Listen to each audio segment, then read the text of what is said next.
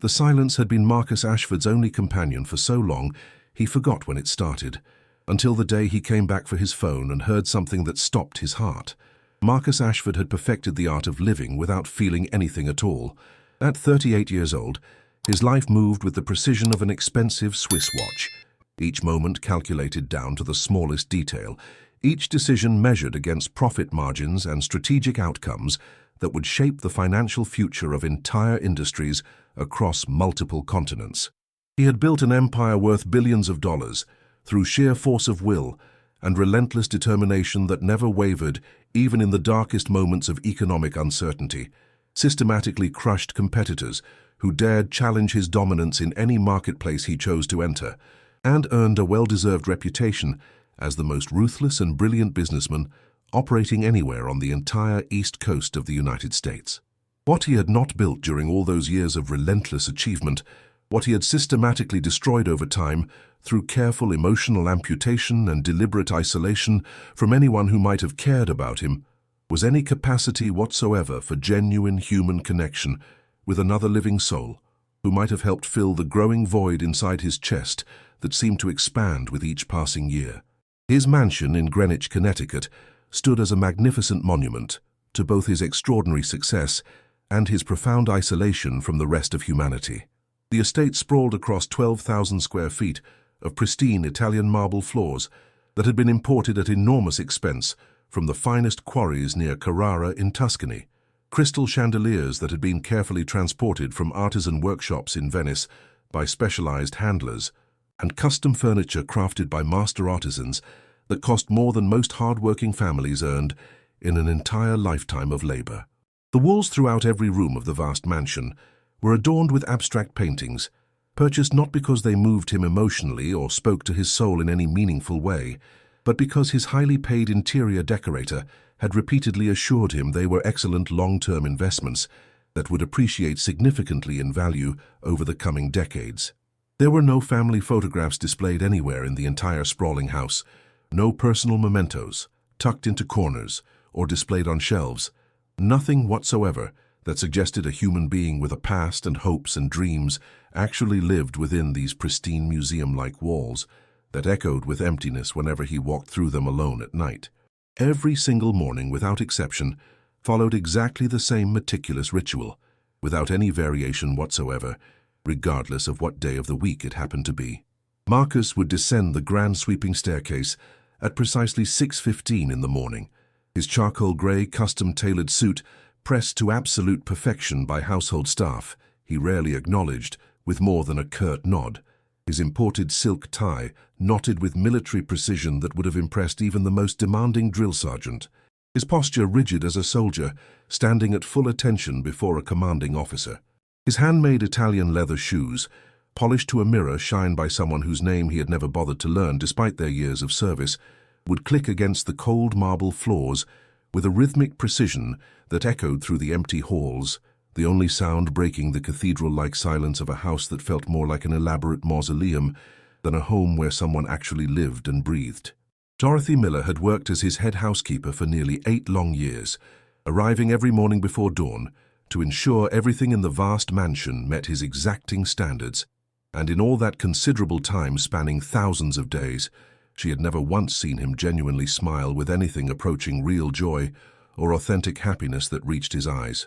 The older woman, now 60 years old with her silver hair always pinned back neatly in a practical bun, and her sensible low-heeled shoes that allowed her to move efficiently through the mansion without making noise, had learned through hard experience over many years to move through the enormous house like a ghost, speaking only when directly spoken to, anticipating his needs before he could voice them, and making herself as completely invisible as humanly possible whenever he was present.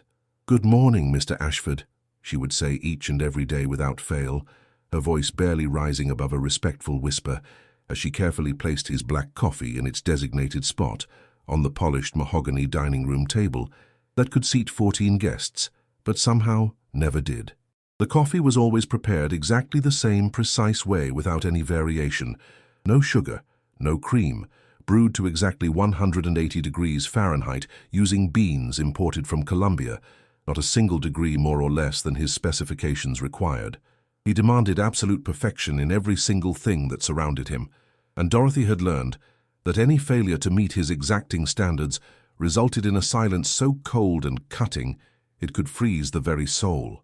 Marcus would nod almost imperceptibly, without bothering to look up from his tablet computer, his fingers scrolling methodically through overnight market reports from stock exchanges around the world, international news feeds covering political and economic developments that might affect his holdings, and detailed competitor analysis summaries prepared by his team of analysts who worked through the night. The entire world was nothing but an elaborate chessboard to him, and he was always positioning himself at least 3 strategic moves ahead of everyone else. Emotions were dangerous weaknesses that clever competitors could identify and exploit ruthlessly. Personal attachments were vulnerabilities that enemies could target and weaponize against you. He had learned these hard lessons very early in his business career, and he had learned them exceedingly well, never allowing himself to forget them. The formal dining room table could comfortably seat 14 guests for elaborate dinner parties, but such gatherings were never held because Marcus saw no purpose in social entertaining that didn't directly advance his business interests. Instead, he always ate every single one of his meals alone in complete silence, the only sounds being the soft clink of expensive silverware against fine china. The leather chair at the head of the long table had molded perfectly to his form over countless years of solitary breakfasts, silent lunches and dinners, where the only sound was the tap of his fingers against the tablet screen as he reviewed documents. Sometimes Dorothy would pause in the doorway while clearing dishes, watching him eat with mechanical precision, as though eating were merely another task to be completed efficiently, and she would feel something that might have been pity if she allowed herself such emotional indulgences. The mornings at Ashford Capital headquarters in Manhattan always began with a flurry of intense activity, the very moment Marcus stepped off his private elevator onto the executive floor high above the city streets. His executive assistant, a nervous young man named Bradley who had been with the company for 2 years and still hadn't learned to relax in his employer's presence, would immediately begin rattling off the day's packed schedule, listing pending meetings with investors and board members, and outlining urgent matters requiring immediate attention from the CEO before the markets opened. "The Singapore delegation arrived early this morning on their overnight flight, sir," Bradley reported breathlessly, struggling to keep pace with Marcus's long strides through the gleaming office space. "They're waiting in conference room A and seem anxious to begin discussions. Also, Mr. Montgomery called twice asking if you could return his call. Tell Richard I'll speak with him after the Singapore meeting concludes," Marcus replied, without breaking stride or making eye contact. "And make absolutely certain the delegation has been offered refreshments and made comfortable.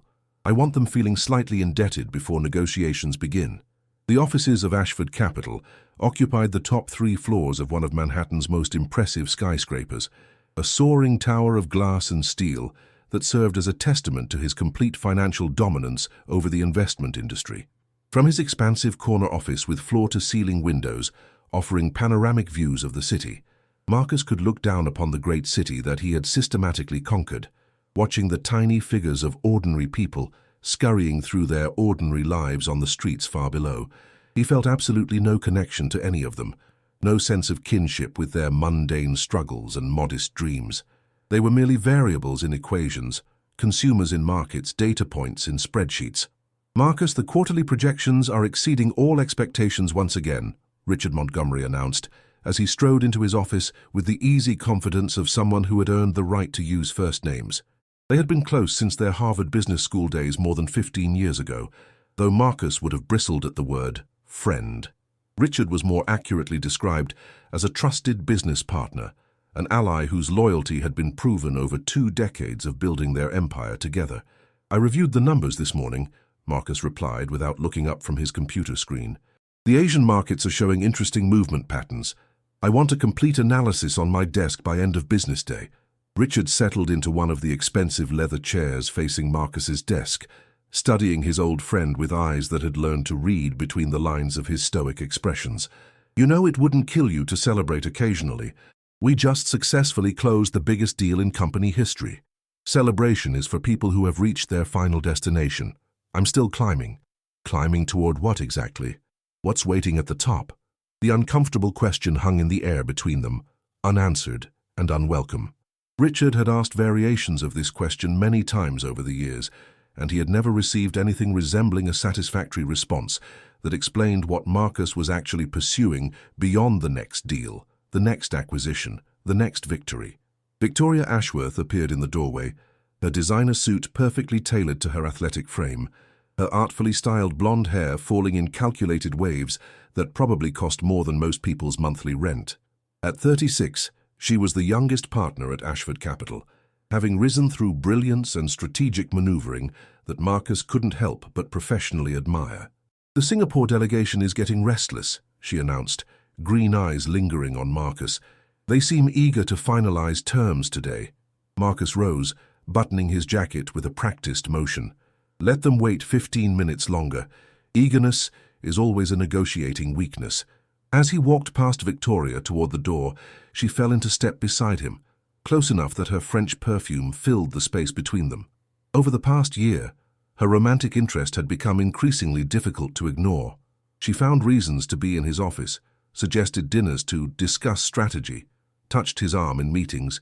Marcus noticed everything and felt nothing. "I was thinking," Victoria said, "we should discuss the European expansion over dinner this weekend. I know a wonderful place in the Hamptons. My schedule is completely full." He paused at the conference room door, finally meeting her expectant gaze. Her eyes held a hunger that had nothing to do with market shares or profit margins, and it left him completely cold inside. "When I want something in my life that isn't business, Victoria, I'll let you know." He entered without waiting for her response, missing the flash of something dark and dangerous that crossed her perfect features. Victoria Ashworth was not a woman accustomed to rejection. That evening, Marcus returned to his empty mansion. Dorothy had prepared dinner and retreated. He ate alone in the vast dining room, silence broken only by silver against porcelain. After dinner, he retired to his study, poured 30-year-old scotch, and stood at the window watching light fade from the sky. His reflection stared back, a handsome face hardened by years of emotional austerity, eyes that had forgotten how to sparkle, a mouth that had forgotten how to truly smile. As he lay in darkness that night, Marcus told himself he had everything a man could want. He told himself the emptiness he sometimes felt was simply the price of success, a minor discomfort against the magnitude of his achievements. He almost believed it. But somewhere deep inside, in a place locked away so long he had nearly forgotten it existed, something stirred, something that would soon find an unexpected key.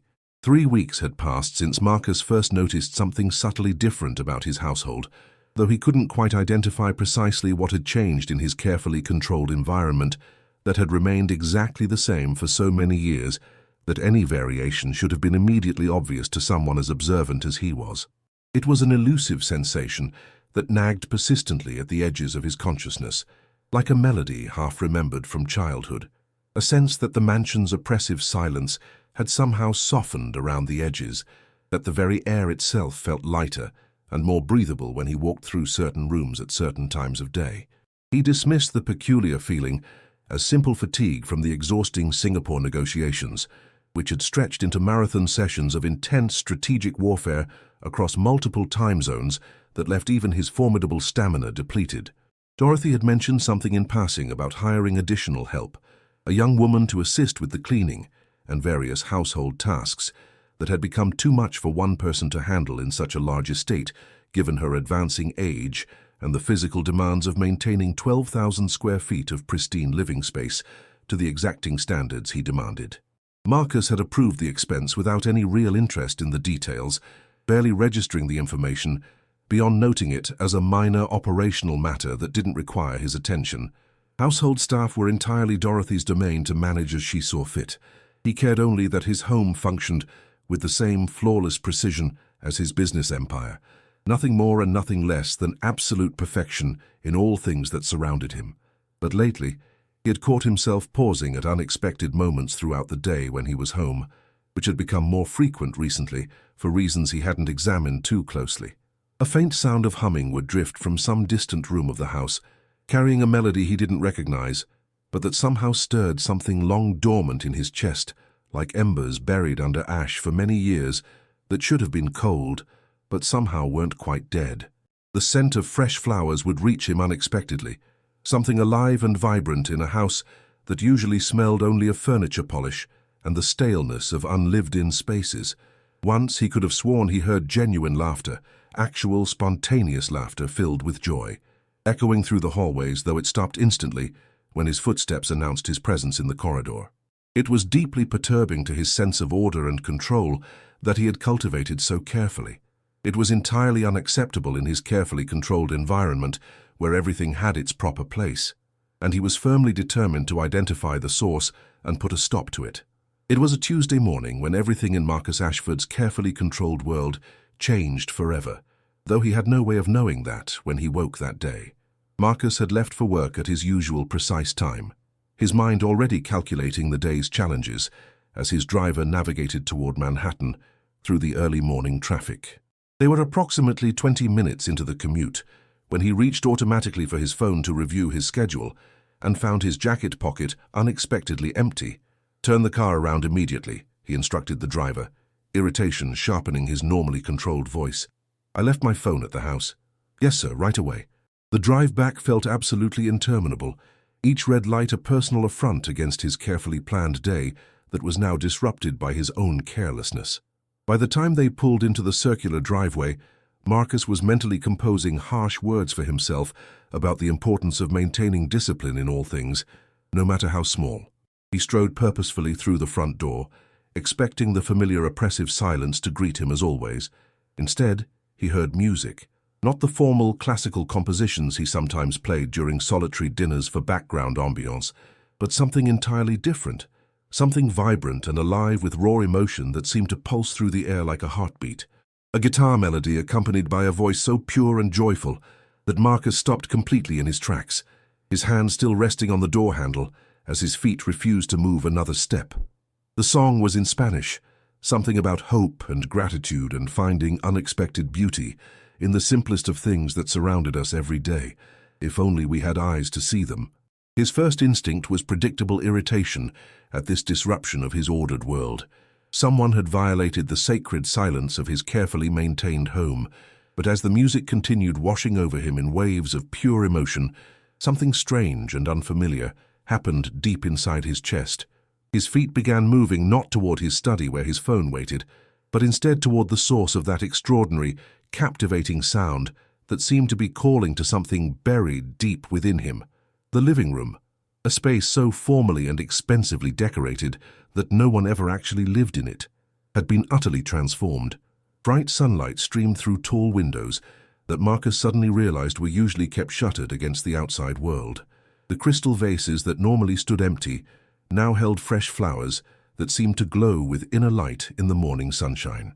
And in the very center of the room, dancing as though the entire world had been created specifically for her joy, was a young woman he had never seen before in his life. She couldn't have been more than 30 years old, with dark hair pulled back in a simple ponytail that swayed rhythmically with her graceful movements, like a metronome keeping time with the music. Her clothes were modest, a standard house staff uniform that probably cost less than one of his silk ties, but the way she moved made everything else completely irrelevant. She danced barefoot on his pristine Italian marble floors with an abandon he had never witnessed before, her body flowing with the music like water, finding its natural course through a mountain stream. But it was her face that truly stopped his heart mid-beat. Her eyes were gently closed, but not in the manner of someone hiding from a harsh world. They were closed like someone so completely immersed in pure joy that the sense of sight had become temporarily unnecessary. Her smile was absolutely radiant, genuine in a way that seemed almost foreign in Marcus's carefully curated world of strategic expressions and calculated reactions. She wasn't performing for anyone's benefit or approval. She was simply, purely, completely happy in this present moment. Marcus stood frozen in the doorway, hidden partially by the ornate frame, watching like a man who had stumbled unexpectedly upon a miracle and feared desperately that any movement might make it disappear forever. His breath had become shallow and irregular, his heart beating with a strange rhythm he didn't recognize and couldn't control. When had he last witnessed someone this genuinely free from all the constraints that bound most people? When had he last seen happiness that wasn't a negotiating tactic or a calculated social obligation designed to achieve some ulterior purpose? The song reached its emotional crescendo, and the woman raised her arms toward the ceiling, as though trying to embrace the entire universe itself. She spun once, twice, her simple skirt flowing around her like flower petals catching a gentle breeze, and Marcus felt something ancient and forgotten crack painfully inside his chest. A wall he had spent decades methodically reinforcing was suddenly developing dangerous fissures, and he had absolutely no idea how to stop the collapse that seemed imminent. The music ended with a final chord that seemed to hang in the air. The woman stood perfectly still for a long moment, her arms still raised toward heaven, breathing softly with a smile that could have illuminated the entire dark mansion. Then slowly, peacefully, she opened her eyes and saw him standing there watching her. The transformation was immediate and utterly devastating to witness. Her radiant smile vanished like a candle flame blown out by a harsh winter wind. Her arms dropped quickly to her sides, her entire body stiffening with obvious terror that made Marcus feel like an absolute monster. "Mr. Ashford," her voice, which had been singing with such extraordinary beauty mere moments ago, now trembled audibly with fear. "I didn't know you were—" "I'm so sorry, sir. I thought you had left for the day. I was just cleaning and the radio was on and I'm so sorry." She rushed toward the radio to silence music that was no longer even playing, nearly tripping over her own feet in her panicked haste. Marcus watched with growing distress as her hands shook visibly while she fumbled with the device, watched her struggle awkwardly to put on the shoes she had abandoned by the couch. "Please forgive me," she continued, her voice breaking with emotion. "It won't ever happen again. I understand if you need to let me go. I know this was completely inappropriate. The song reminded me of my grandmother, and I forgot where I was for a moment." "Stop." The single word came out softer than Marcus had intended, and it clearly surprised them both. The woman froze in place, her eyes finally meeting his directly, and in that moment Marcus saw tears threatening to spill over onto her cheeks. She was genuinely terrified, not of losing her job, but of him personally. Of the cold, ruthless man the entire world knew him to be. And for the first time in longer than he could possibly remember, Marcus Ashford felt deeply ashamed of himself. "What is your name?" he asked, his voice rough but attempting gentleness. "Elena, sir. Elena Reyes. I've been working here for about a month. I help Mrs. Miller with—" "Eleanor." He tested the name carefully, found that it felt different from other words, warmer somehow and more meaningful. "You said the song reminded you of your grandmother?" She blinked, clearly surprised by the unexpected question. "Yes, sir. My grandmother Rosa.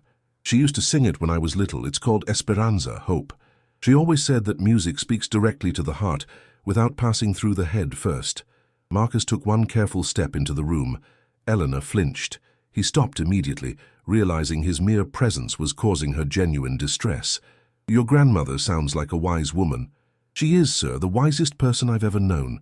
Despite her fear, warmth crept into her voice when she spoke of her grandmother.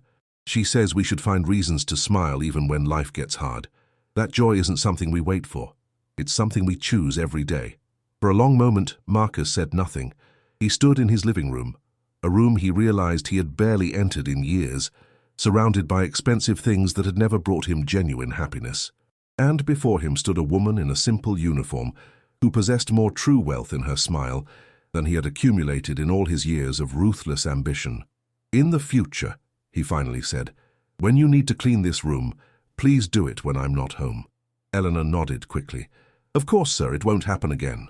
"That's not—" He stopped, frustrated by his inability to communicate what he actually meant. "I'm not telling you not to enjoy your work. My presence makes you uncomfortable, and I'd rather not be the reason your grandmother's song goes unsung." Eleanor stared at him, as though he spoke an alien language from another planet. "Tell your grandmother she's absolutely right. About the music." He walked toward his study, leaving Elena standing alone in the sunlit room, her confusion slowly giving way to something that might have been wonder.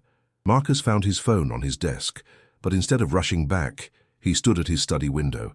His mind kept returning to Elena dancing, to the pure joy radiating from her. When had he forgotten how to feel that way? Had he ever known? As he finally walked back to his car over an hour late, he couldn't shake the feeling that something fundamental had shifted. For the first time in years, he wasn't sure he wanted to shift it back. "What is your name?" Marcus asked, his voice still rough from years of speaking only commands and demands, but now attempting something approaching gentleness that felt foreign on his tongue, like a language he had once known but had forgotten how to speak. Elena, sir. Elena Reyes. I've been working here for about a month now, helping Mrs. Miller with the cleaning and the household tasks. I help Mrs. Miller with Elena. He tested the name carefully, found that it felt different from other words he spoke throughout his days, warmer somehow and more meaningful, as if the syllables themselves carried weight that other words lacked. You said the song reminded you of your grandmother. She blinked, clearly surprised by the unexpected personal question when she had been bracing herself for anger and dismissal, and perhaps threats about references that would follow her to any future employment. Yes, sir. My grandmother Rosa. She used to sing it to me when I was a little girl and couldn't sleep, or when I was sad about something that seemed so important at the time, but that I can barely remember now. It's called Esperanza, hope. She always said that music is the language that speaks directly to the heart, without passing through the head first, where it might get confused or corrupted by all the things we think we know. Marcus took one careful step into the room, and Elena flinched slightly at his movement as if expecting a blow. He stopped immediately, realizing with sudden painful clarity that his mere physical presence was causing her genuine distress because his reputation preceded him everywhere he went and painted him as something to be feared rather than trusted. Your grandmother sounds like a remarkably wise woman. She is, sir. The wisest person I've ever known in my entire life, and I've known a lot of people who thought they were wise, but turned out to be just clever. Despite her obvious fear, something warm and loving crept into Elena's voice when she spoke about her grandmother, as if the mere mention of the old woman's name was enough to kindle a light inside her that even terror couldn't completely extinguish. She always says that we should find reasons to smile even when life gets hard and unfair and throws things at us that we don't deserve. That joy isn't something we wait passively for. It's something we actively choose every single day, no matter what our circumstances might be. For a very long moment, Marcus said nothing at all because he couldn't find words adequate to the strange feelings stirring inside him. He stood in his living room, a room he suddenly realized he had barely entered in years despite walking past it every day, surrounded by expensive things that had never brought him an ounce of genuine happiness, no matter how much they had cost or how much other people admired them. And before him stood a woman in a simple uniform who possessed more true wealth in her smile than he had accumulated in all his years of ruthless ambition and careful accumulation of assets that looked impressive on balance sheets but felt empty in his hands. In the future, he finally said, his voice thoughtful and slower than usual, when you need to clean this particular room, please do it when I'm not home. Elena nodded quickly, eagerly, relief flooding her features. Of course, sir, I understand completely. It won't happen again, I promise. That's not... He stopped, frustrated by his own inability to communicate what he actually meant in a way that wouldn't be misunderstood. I'm not telling you not to enjoy your work. I am simply saying that my presence seems to make you uncomfortable, and I'd rather not be the reason your grandmother's song goes unsung. This room could use more singing, not less. Elena stared at him, as though he had begun speaking an alien language from another planet that had never known human interaction. Sir, tell your grandmother she's absolutely right about the music speaking to the heart. And with that cryptic statement that surprised him almost as much as it surprised her, Marcus turned and walked toward his study, leaving Eleanor standing alone in the sunlit room, her confusion slowly giving way to something that might actually have been wonder at this strange and unexpected encounter with a man she had been warned was incapable of kindness. The weeks that followed Marcus's unexpected encounter with Elena became the strangest of his entire adult life, though he would not have admitted this to anyone, even under the most intense interrogation. Nothing had officially changed in any measurable way that he could point to or document.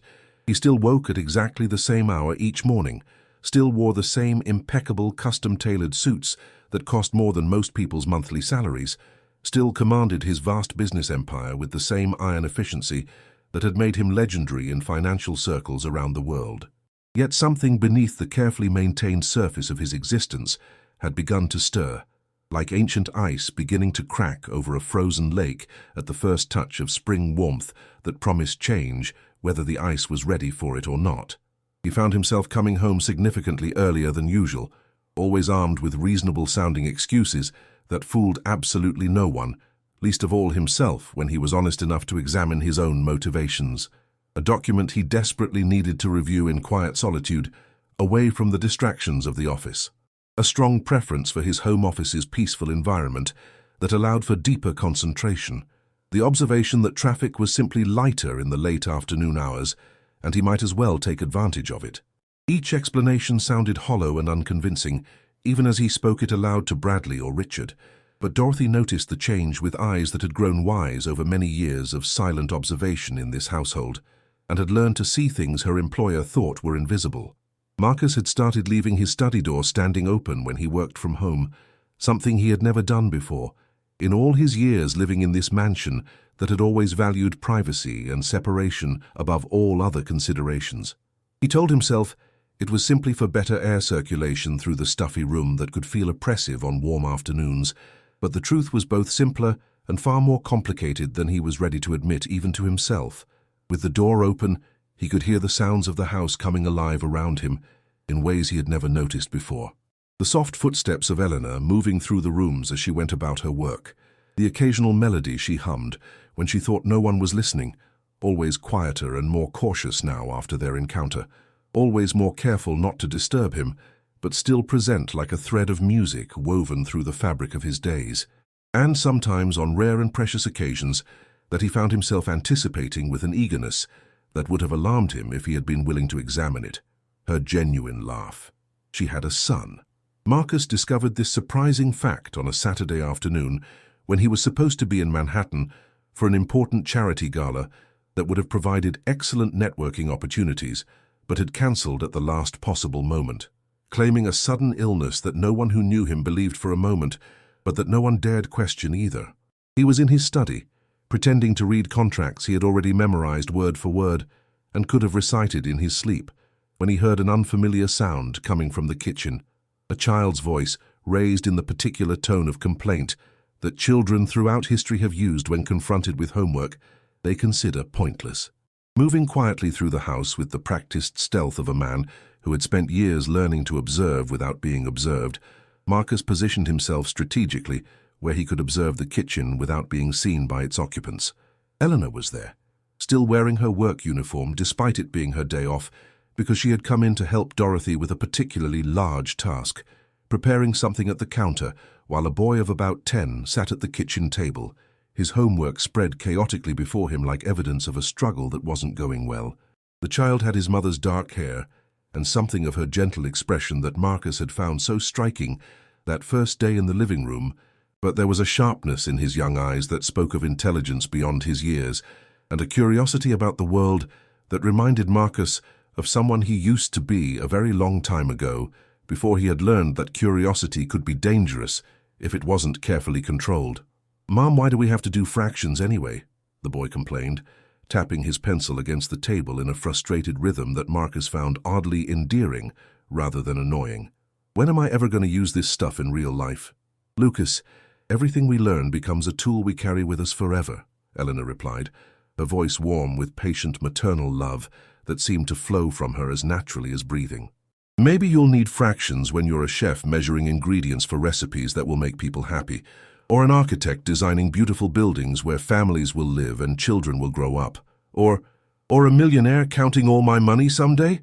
Eleanor laughed, and the unexpected sound struck Marcus like a physical force against his chest that made him grab the doorframe for support. "Sure, baby. Even millionaires need to know their fractions. Maybe especially millionaires." Lucas considered this logic for a thoughtful moment, his young face serious in a way that made him look older than his years. "Do you think Mr. Ashford knows fractions?" Marcus watched from the shadows as Elena paused in her work, her hand stilling over the vegetables she was cutting as she considered how to answer a question that was more complicated than her son probably realized. "I'm sure he does, mijo. He's a very successful businessman who handles numbers that most people can't even imagine. Mrs. Miller says he never smiles. She says his house is beautiful but really sad, like a museum where nobody ever visits even though it's full of amazing things that deserve to be seen and appreciated." The boy's voice held no judgment, just innocent curiosity about the world and the strange people in it. "Is that true, Mom? Is he sad?" The profound question hung suspended in the air like something fragile that might break if anyone moved too quickly, and Marcus found himself holding his breath, desperately waiting for Elena's answer, as if it might contain some truth about himself that he had been unable to see on his own despite years of what he had thought was rigorous self-examination. "I think," Eleanor said carefully, choosing her words with visible deliberation as if she knew somehow that they mattered more than ordinary words, "that some people forget how to be happy along the way. They get so busy building things and achieving goals and checking boxes on lists that they forget to enjoy what they've built. Like when you spend all day making a beautiful sandcastle on the beach and then leave before you can play in it because you're already thinking about the next sandcastle you want to build. That would be really dumb," Lucas observed, with the unfiltered honesty of childhood that adults usually learn to suppress but that sometimes cut straight to the heart of things that more sophisticated analysis missed entirely. Maybe it would seem that way from the outside, but sometimes people don't realize they're doing it until someone comes along and reminds them that sandcastles are meant to be played in, not just admired from a distance. Marcus stepped back from the doorway, his chest tight with emotions he couldn't even name, because he had spent so many years refusing to feel anything that might make him vulnerable. A 10-year-old boy had just innocently articulated what he himself had never been able to admit aloud in all his years of therapy, that he had abandoned when it became too uncomfortable. He was sad. His beautiful, expensive house was sad. His perfect, successful life was nothing but a museum where nobody visited, least of all him, the person who was supposed to live there. He retreated silently to his study and poured himself a scotch with hands that weren't quite steady, though he would have denied this if anyone had been there to witness it. The following Monday morning, Victoria Ashworth arrived at the mansion completely unannounced, which was something that had never happened before in all the years of their professional association and personal acquaintance that had always been conducted according to proper protocols and advanced scheduling. Marcus was in the middle of a video conference with international investors when Dorothy knocked hesitantly on his study door to inform him of his unexpected visitor. Victoria had never come to his home before without a specific invitation that made clear the purpose and duration of her visit, and her sudden presence set off warning bells somewhere deep in his consciousness that he couldn't quite explain, but that he had learned over the years to trust because such instincts had saved him from more than one bad business deal. "I'll be finished in approximately 20 minutes, he told Dorothy with a nod of acknowledgement. Please make her comfortable in the living room and offer her whatever refreshments she might want. When he finally emerged from his study after concluding his conference call and taking a few minutes to compose himself, he found Victoria standing at the large window that looked out over the manicured grounds, her expensive designer heels sinking slightly into his Persian carpet that cost more than most cars. Her sharp eyes scanning the room with an intensity that seemed almost predatory, as if she were cataloguing everything she saw for some future purpose. She turned at his approach, her red lips curving into a smile that didn't quite reach her eyes, in a way that Marcus had noticed before, but had always attributed to the professional detachment they both cultivated as a matter of habit. "Marcus, darling, your home is even more impressive than I imagined it would be. What brings you here, Victoria? We have offices specifically designed and equipped for business discussions. Can't a colleague simply want to see where the great Marcus Ashford retreats to each evening after conquering the world?" She moved toward him with the deliberate grace of someone who had practiced such movements in front of mirrors until they appeared effortless, her expensive perfume filling the space between them with its sophisticated scent. "I was in the area and thought perhaps we could discuss the European expansion over drinks. A more relaxed setting might help us think more creatively about the challenges we're facing." Before Marcus could formulate an appropriate response that would be both professional and discouraging, the sound of laughter drifted clearly from somewhere else in the house. Helena's distinctive laugh that he had learned to recognize instantly, followed by another voice, Dorothy's, he realized, with something like relief. The two women had apparently found something amusing in their work together, and the sound was so unexpected in his usually silent home that it stopped both Marcus and Victoria mid-conversation, though their reactions to the interruption were very different. "What was that?" Victoria asked, her perfectly sculpted eyebrow arching with obvious displeasure at this evidence of life in what she had clearly expected to be a mausoleum as quiet as her own penthouse apartment. "The staff," Marcus replied, surprised by the defensive edge that had crept into his own voice without his permission or intention. "Laughing during work hours. How informal and unprofessional. I would have thought you ran a tighter ship than that, Marcus. They're entitled to moments of levity during their long workday. I don't pay them to be miserable." Victoria studied him with sudden, sharp intensity, as though seeing something she hadn't expected and wasn't entirely pleased to discover. Marcus Ashford defending household staff and their right to enjoy themselves. That's rather unlike the man I thought I knew. Before he could respond with something appropriately dismissive, Eleanor appeared in the doorway, carrying a vase of fresh flowers she had been arranging for the dining room. She stopped short when she saw Victoria, her eyes flickering nervously between the elegant businesswoman, who looked like she had stepped out of a fashion magazine, and her employer, who she had seen in a very different light during their encounter in the living room.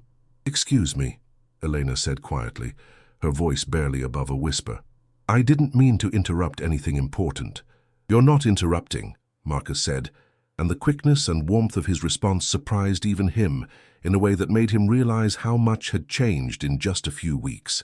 Victoria's eyes narrowed almost imperceptibly as they moved from Marcus to Elena and back again with the calculating precision of a predator, assessing potential threats and opportunities.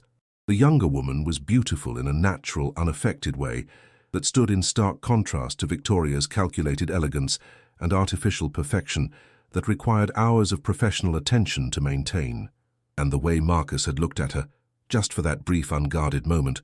Victoria had built her entire career on reading people accurately in order to manipulate them effectively, and she knew attraction when she saw it, no matter how much the person feeling it might want to hide it from others and from themselves. "Please continue your work," Victoria said to Elena, her voice sweet as poisoned honey that sounded pleasant on the surface, but carried something darker underneath. "We wouldn't want to keep you from your important duties that obviously cannot wait." Elena nodded quickly and hurried past them without making eye contact with either of them, but Marcus noticed how her shoulders had tensed, how the lightness in her step that he had come to associate with her presence had completely disappeared. Victoria had done something subtle but unmistakable with her tone, some calculated assertion of dominance that had instantly diminished Elena's presence and made her feel unwelcome in a house where she had been starting to feel at home. After Elena disappeared down the hallway toward the kitchen, Victoria turned back to Marcus with that same perfect, practiced smile that he had once admired for its effectiveness in negotiations. "So, about those drinks. I'm afraid I have other obligations this evening that cannot be rescheduled." The refusal came automatically, but it felt more meaningful now than mere scheduling conflicts. "Perhaps we can schedule something at the office." Something dark and dangerous flickered across Victoria's features, there and gone so quickly that anyone less observant might have missed it entirely. But Marcus had spent decades reading people in high-stakes negotiations where fortunes and futures hung in the balance, and he recognized the look of a predator, marking its prey for future attention. The situation reached its inevitable breaking point on a Thursday afternoon that Marcus would remember vividly for the rest of his life, replaying every detail in his memory countless times. He had come home early, again, and heard voices from the kitchen before he even closed the front door. Victoria's voice, sharp and controlled with the precision of a surgical instrument, cutting through the air like a blade designed to inflict maximum damage with minimum effort. "I want to make something very clear to you." Victoria was speaking slowly and deliberately, clearly enjoying each word and the power it gave her over someone who couldn't fight back. "Whatever pathetic fantasy you've constructed about your relationship with Marcus Ashford, it ends now." Marcus moved silently toward the kitchen, positioning himself just outside the doorway where he could observe without being seen, his body tense with a feeling he hadn't experienced in years, but recognized immediately as protective fury. Eleanor stood with her back pressed against the counter, her knuckles white where she gripped the edge, as if it were the only thing keeping her upright. Lucas was at the table behind her, his homework completely forgotten, his young face pale with confusion and fear, as he watched a stranger attack his mother with words that he didn't fully understand, but that clearly hurt her deeply. Dorothy stood nearby, clearly wanting desperately to intervene, but uncertain how to challenge someone of Victoria's status and position. "I don't know what you're talking about," Elena said, her voice steady despite the visible trembling of her hands that betrayed her fear. "I'm just the housekeeper." "Are you? Because I've seen the way you look at him. The way you somehow manage to be wherever he is, humming your little songs, playing your little games with fresh flowers and open windows." Victoria stepped closer, invading Elena's personal space with predatory precision that was designed to intimidate. Let me tell you something about men like Marcus Ashford. They might slum it occasionally, might find some temporary amusement in the hired help when they're bored with their usual entertainment, but at the end of the day, they marry their own kind. Women with education and credentials from prestigious institutions, women with breeding and social standing that can help advance their careers, women with something to offer beyond clean floors and a pretty smile. I've never... Elena tried to protest. And your boy. Victoria's eyes slid toward Lucas with undisguised contempt that made Marcus's blood turn to ice in his veins. Bringing him here, letting him wander around like he belongs in a house like this. Do you think that's appropriate? A child from who knows where, leaving his fingerprints on Marcus's antiques and eating food from his kitchen? Don't talk about my son. Elena's voice had changed, hardened noticeably into something stronger than fear. Whatever terror she felt for herself evaporated completely when her child was threatened, replaced by the fierce protective instinct of a mother who would fight to the death for her offspring. I'll talk about whatever I please. I'm a partner in the company that pays your salary, and what I'm telling you is simple. Find another job. Leave this house. Stop whatever sad little fantasy you've been nursing about catching a billionaire's attention. Victoria smiled, but it was the smile of a shark that had cornered its prey.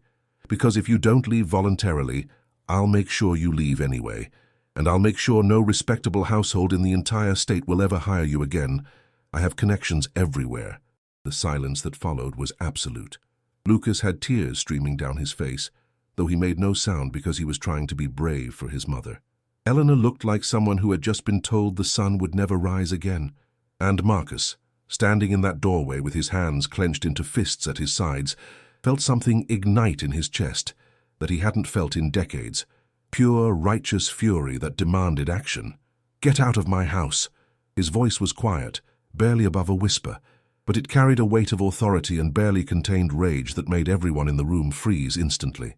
Victoria spun around, her carefully maintained composure cracking as her face drained of color when she saw him standing there, his eyes burning with a cold fire she had never seen before in all their years of professional association. Marcus, I heard what you were just doing. Every single word of it. You don't understand. I was trying to protect you from what exactly? From a woman who has brought more light and life into this house in a few months than you've brought into anything in your entire existence? He moved closer, his gaze never leaving Victoria's face as she backed away from the force of his anger. From a child whose only crime was making me remember what it feels like to matter to someone who doesn't want anything from me except perhaps kindness. Marcus, please. She's manipulating you. People like her. People like her. His voice dropped to something barely above a whisper, which somehow made it more terrifying than any shout could have been. People like her are genuine. People like her don't calculate every smile, every touch, every word for maximum strategic advantage. People like her know how to be happy without needing to crush someone else first to feel powerful. Victoria's carefully constructed mask had crumbled completely now, revealing something ugly underneath. Desperation mixed with humiliation and rage at being caught and exposed. You're throwing away everything we've built together for a housekeeper. No, I'm finally building something worth having. He moved toward the door, holding it open in unmistakable dismissal. Your shares in the company will be bought out by end of this week at fair market value. Your access to all Ashford properties is revoked immediately. And if I ever hear that you've approached Elena, Lucas, or anyone in this household again, I will destroy you professionally, in ways you cannot even imagine. And you know I have the resources and the will to do it. For a long moment, Victoria simply stared at him, as though unable to comprehend what was happening, as though the world had suddenly shifted beneath her feet, and all the rules she had lived by no longer applied. Then something shifted in her expression, acceptance mixed with venom that promised future retaliation if the opportunity ever presented itself. You'll regret this, she said as she walked toward the door with what remained of her dignity, when you wake up and realize you've ruined your reputation for a nobody from nowhere.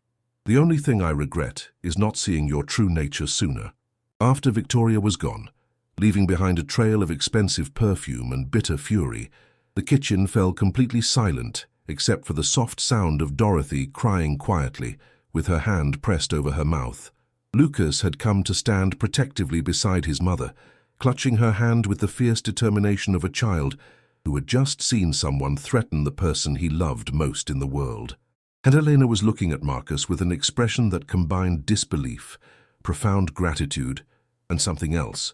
Something that made his heart feel like it was learning to beat for the first time in decades, as if all the years of emotional numbness had been preparation for this moment when he would finally feel something real. "Mr. Ashford," she whispered, her voice barely audible. "You didn't have to—" "Yes," he interrupted gently, his voice softer than he had known it could be. "I did." That evening, Marcus found himself doing something he had never done in all his years of living in the mansion. He asked Elena and Lucas to stay for dinner. "You don't have to do that," Elena said, still visibly shaken from the confrontation that had nearly cost her everything. "We should get home. My grandmother will be worried about us. Then call her. Tell her you're having dinner with your employer." He paused, then added more softly, "Please, I think we need to talk. And I think Lucas could use some time to decompress before you take him home."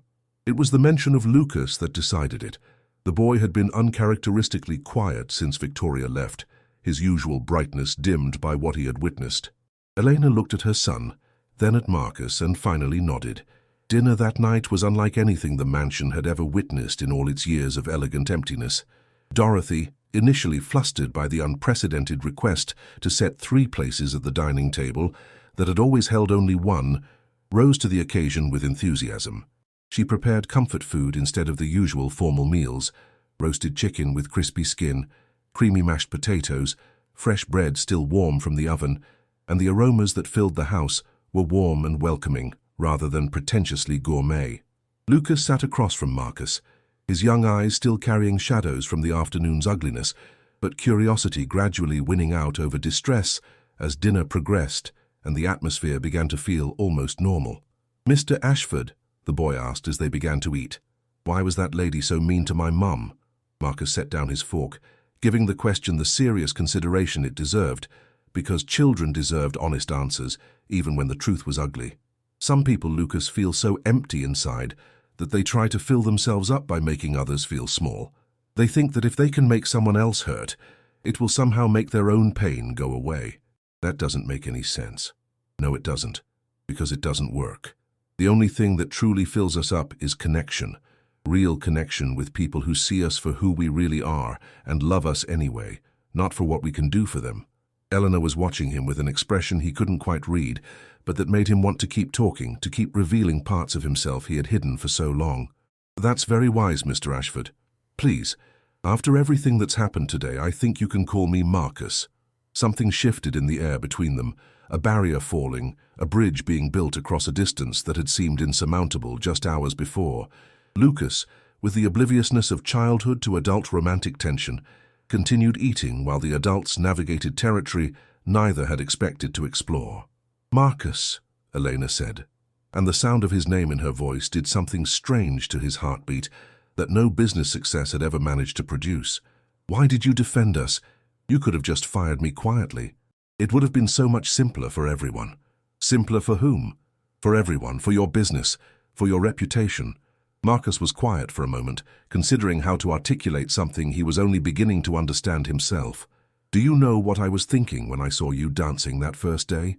Elena's cheeks flushed with embarrassment at the memory of being caught in such an unguarded moment. "Probably that you should fire the crazy woman destroying your living room's peaceful atmosphere." "No." He met her eyes directly for perhaps the first time since they had sat down.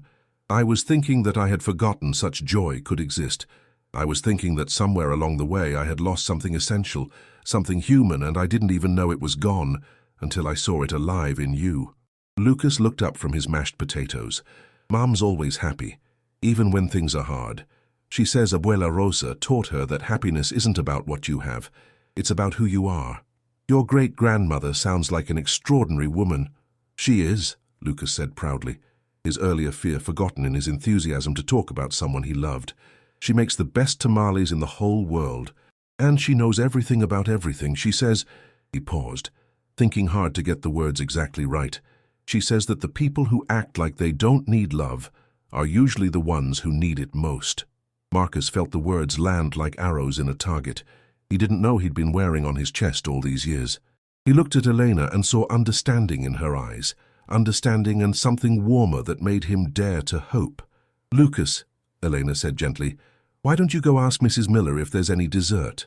The boy, sensing adult conversation brewing in a way he didn't fully understand but respected, nodded and scampered off to the kitchen.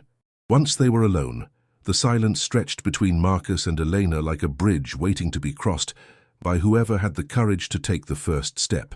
"I need to say something," Marcus began, "and I need you to let me finish before you respond." Elena nodded, her hands folded in her lap. 6 months ago, I was a man who had everything and nothing. I had wealth beyond measure, but couldn't remember the last time money made me genuinely happy. I had a house that could be in magazines, but couldn't call it a home. I had colleagues and business partners, but not a single person who knew who I really was underneath all the titles and achievements. He paused, gathering courage for what came next. "And then I forgot my phone one morning and came back to find you dancing in my living room, like joy itself had taken human form." "Marcus, please let me finish." He reached across the table and for the first time took her hand. It was a small hand, roughened by honest work, and it felt more valuable than anything he had ever acquired in all his years of relentless accumulation. "You woke something up in me that I thought was dead. Your laughter, your kindness, the way you talk about your grandmother, the way you love your son. You showed me what I had been missing, what I had been hiding from all these years because I was afraid." Elena's eyes were glistening. "I'm just a housekeeper. I clean floors and arrange flowers, and you are not just anything. You are extraordinary. And I know this is complicated and probably inappropriate and certainly unconventional, but I need you to know I am in love with you. I love your spirit, your warmth, your courage. I love the way Lucas's face lights up when you help him with homework. I love that your grandmother raised you to find hope even in darkness." A tear slipped down Elena's cheek. "You barely know me. I know everything that matters. And I want to know everything else. I want to learn about your family, your dreams, your fears.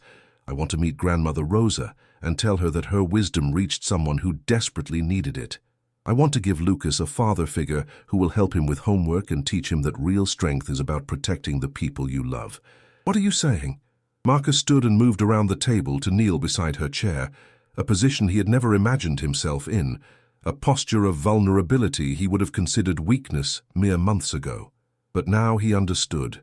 True strength was this, the courage to be vulnerable with someone worthy of your heart. "I'm saying that I want you and Lucas in my life, not as employees, as family. I know it's fast, I know it's unconventional, but I have spent 38 years living the conventional way, and it brought me nothing but emptiness. You brought me back to life." "Marcus, this is crazy. People will talk. Your business partners, your social circle, they'll never accept. Then they're not worthy of my association." He squeezed her hand. "The only opinions that matter to me now are yours, Lucas's, and perhaps Grandmother Rosa's." Elena laughed through her tears. "She's going to have a lot to say about all this. I look forward to hearing every word." From the kitchen doorway came a small voice. "Does this mean we get to stay for dessert tomorrow too?" Lucas stood there with chocolate on his chin and hope in his eyes. Hope that Marcus realized had been growing in the boy, just as it had been growing in himself. Marcus looked at Elena, asking permission with his eyes. She nodded, fresh tears spilling over even as she smiled. "Yes, Lucas. Tomorrow and every day after that, if your mother agrees." Elena pulled her son into an embrace that expanded to include Marcus, and for the first time in that enormous house, there was the sound of a family forming. 3 months later, Grandmother Rosa sat in Marcus's living room, watching her granddaughter and her new love move together to soft music. Lucas was teaching Dorothy a video game in the other room, his laughter echoing through halls that had learned to welcome such sounds. "So," Rosa said when Marcus sat beside her, "you're the one who finally learned to let his heart beat again. Your granddaughter taught me, she and Lucas both." "No, mijo." Rosa patted his hand with fingers worn by decades of life lived fully. "Elena simply reminded you. The ability was always there, locked away. All she did was find the key. Your wisdom reached me through her. The things you taught her about hope, about hearts learning to beat again, they saved me." Rosa smiled, and Marcus could see where Elena had gotten her light. "Then do something with that saved life, mijo. Build something that matters. Not empires of money, but empires of love." That evening, after Rosa had been driven home and Lucas had fallen asleep with his head in Elena's lap, Marcus stood at his study window one final time. "What are you thinking?" Elena asked softly. I'm thinking about how I almost missed all of this. How close I came to living my entire life without knowing what it felt like to be truly happy. She came to stand beside him, her reflection joining his in the glass. And now? Now I understand what your grandmother meant. The music really does speak directly to the heart. He turned to look at her, eyes holding all the warmth he had denied himself for so many years. And my heart is singing for the first time in my life. If this story touched something inside you, leave a comment. Sometimes naming what we feel changes more than we imagine. Your comment may help someone who's silently struggling today.